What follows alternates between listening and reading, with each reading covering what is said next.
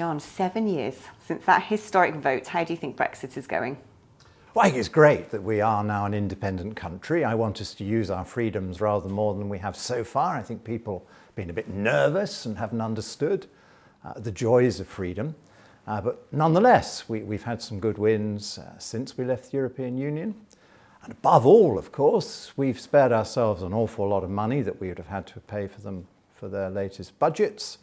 And we've ducked the coming big liabilities because, of course, now the EU is borrowing billions upon billions of money in its own name, and all that has to be backed by the member states. And as one of the richer member states, we'd have been in for a huge liability. So what do you think have been the primary successes? What have we managed to garner so far from our newfound independence? Well, I think we've done a good job on trade because we're now joining the Trans-Pacific Partnership, which is an exciting, fast-growing area of about 500 million people. And it's where a lot of the action is in Asia these days. I think it's a very important set of links for us. More importantly, of course, we are a very strong service sector exporter. We've gone to new records in service sector exports. And when we negotiate a trade deal, unlike the European Union, we give a lot of prominence to services. So I think the TPP will be a model for others, and I think we will add better service sector deals to the free trade deals that we inherited from the EU and have rolled over with the other countries. What are the big Brexit opportunities that we just haven't even cashed in yet? What should we be doing with our post-Brexit strategy? Well, I think one of the big changes which is coming through quite soon is we're going to revert from their very restrictive code-based law to common law. And I hope it means we get closer to the US then in terms of digital success. We've got this fantastic revolution being launched in artificial intelligence. The UK is very well placed to do well at that, but very important that we weren't then locked down to saying this is all you can do under the title artificial intelligence, which is the way the EU seems to be going with its wish to be very prescriptive in its lawmaking. The EU wants to legislate for it before most of us have an idea of just how far it's going to go and what its fantastic potential is.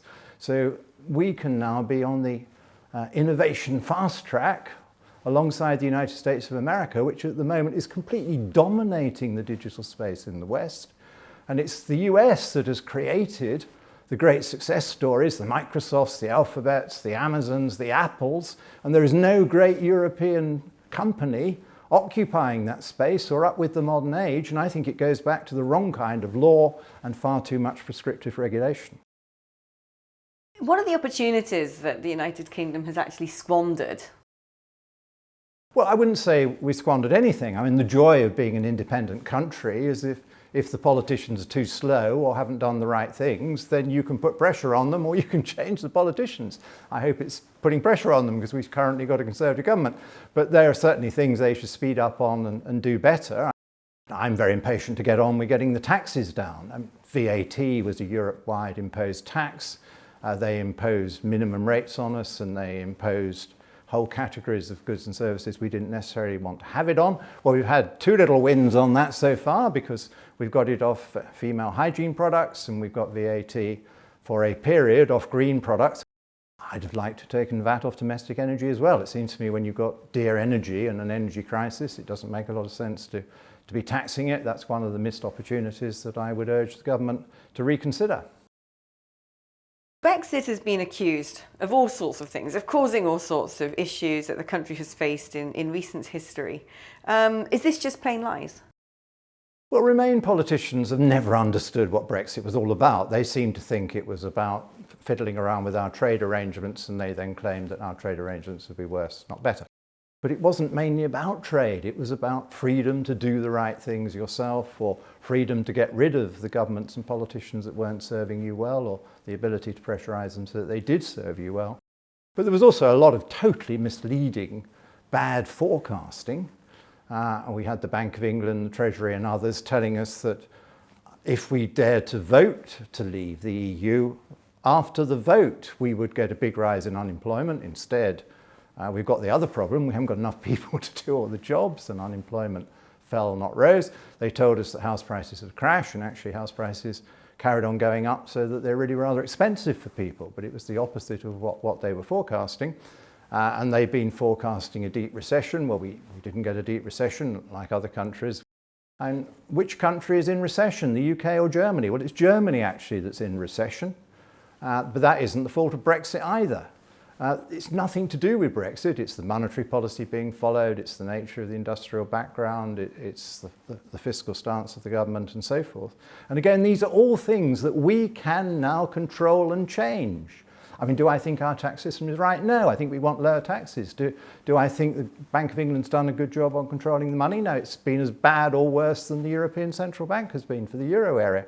But the joy now is we can have a good row about it in the UK and try and get it right, whereas all the time we're in the EU, we had absolutely no chance of changing these things. I remember well as a government minister realising how we'd lost control of our ability to make our own decisions and our own laws, however good you were at playing the political game in Brussels.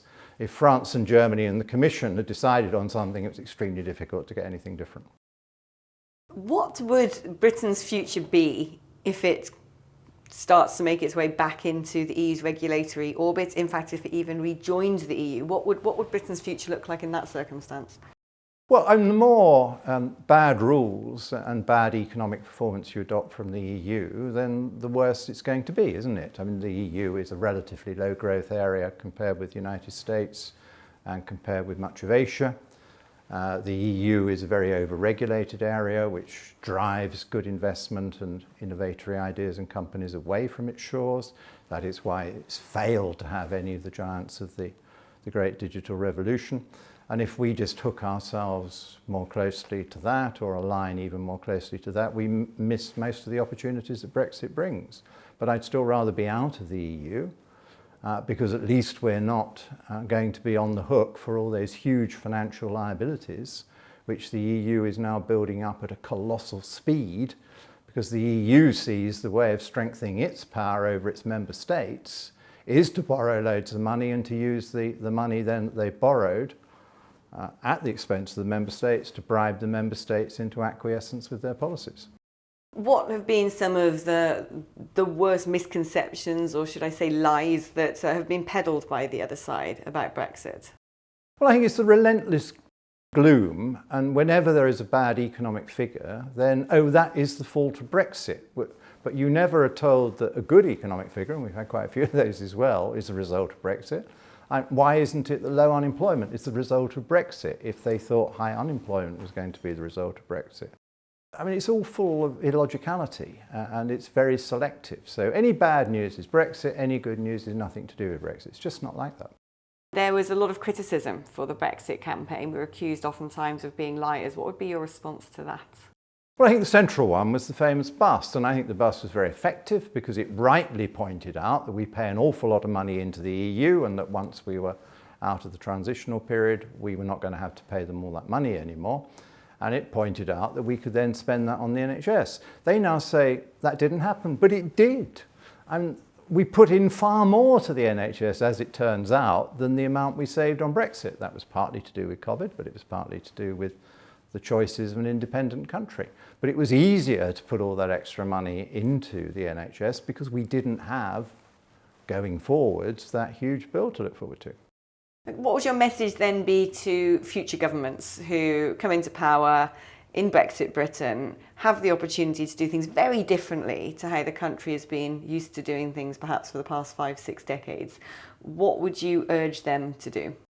I would like them to share my enthusiasm for what freedom can bring you and to say it's full of opportunity and you can manage any downsides you think are out there, but I think it's primarily opportunity. I think the people were more sensible than many of their politicians, but the people expect the politicians to pick up the banner, to enjoy the freedoms and to make their lives better. So strip away those taxes that don't work, get rid of the unnecessary regulations that block innovation, choice, greater freedom and greater prosperity. Do those bigger trade deals with the rest of the world, particularly oriented around services that we are very good at. Understand that going over to our own democratic law and common law system is an awful lot better for enterprise, as our big and successful neighbours, the United States of America, has shown very dramatically in the last 20 years.